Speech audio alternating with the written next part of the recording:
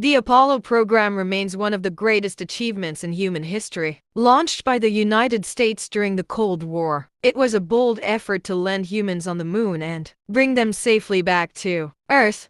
Between 1961 and 1972, NASA carried out 17 Apollo missions, each one building step by step toward the ultimate goal of lunar exploration. The beginning of Apollo. In 1961, President John F. Kennedy inspired the world by declaring that America would send a man to the moon before the decade ended. At that time, space technology was still in its early stages. The Apollo program required not only powerful rockets but also life support systems, spacecraft capable of traveling hundreds of thousands of kilometers, and the training of astronauts to handle the unknown environment of space. The journey to the moon. The early missions, such as Apollo 7 and Apollo 8, tested spacecraft in Earth's orbit and around the moon.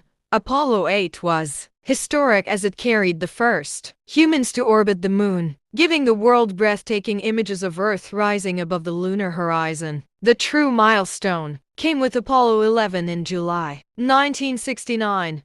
Neil Armstrong and Buzz Aldrin became the first humans to walk on the moon, while Michael Collins orbited above in the command module. Armstrong's words, "That's one small step for a man, one giant leap for mankind," captured the spirit of the entire program. Scientific and technological achievements. Apollo missions were not only about prestige, they brought huge scientific value. Astronauts collected lunar rocks and soil, set up experiments on the moon's surface, and expanded human knowledge about the solar system's formation. The technology developed for Apollo also benefited life on Earth, influencing computers, telecommunications, and materials science.